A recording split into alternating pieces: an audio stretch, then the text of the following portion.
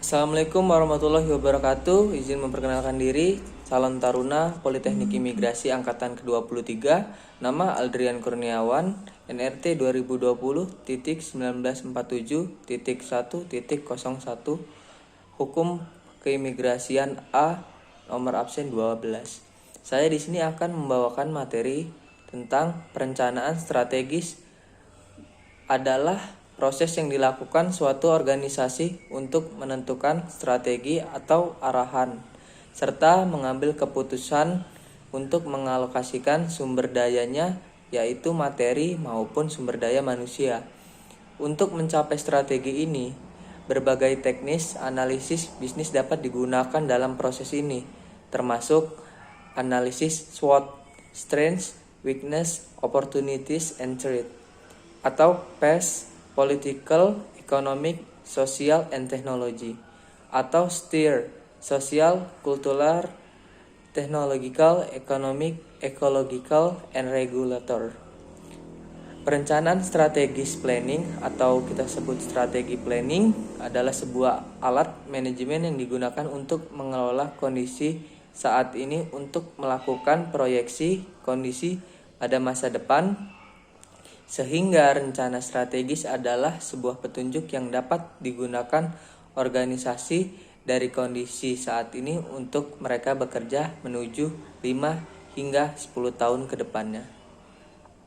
Untuk mencapai strategi yang telah ditetapkan oleh organisasi dalam rangka mempunyai keunggulan kompetitif, maka para pemimpin perusahaan, manajer, operasi harus bekerja sama dalam sebuah sistem yang ada pada proses perencanaan strategis atau strategic planning. Menurut pakar Brown tahun 2005, kemampuan manufaktur harus dipergunakan secara tepat sehingga dapat menjadi sebuah senjata yang unggul dalam sebuah perencanaan strategi. Menurut para ahli Skinner tahun 1969, untuk mencapai sebuah strategi yang telah ditetapkan oleh organisasi dalam rangka mempunyai keunggulan kompetitif, maka para pemimpin perusahaan, manajer, operasi haruslah bekerja dalam sebuah sistem yang pada proses perencanaan strategis. Kemampuan manufaktur harus dipergunakan secara tepat sehingga dapat menjadi sebuah senjata yang unggul dalam sebuah perencanaan strategi. Maka dari itu, dalam jalannya sistem harus terjadi kerjasama yang baik dan komunikasi antara sesama agar mencapai tujuan yang ingin dicapai secara bersama.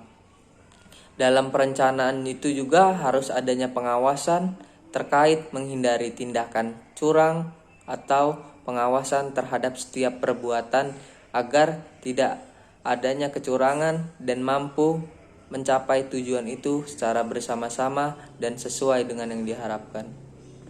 Dalam setiap organisasi sendiri harus memiliki perencanaan yang tepat, seperti adanya para ahli atau sebagainya untuk tetap mengawasi jalannya sistem sebagaimana yang telah ditentukan dan sebagaimana yang sudah ditetapkan pada jalurnya.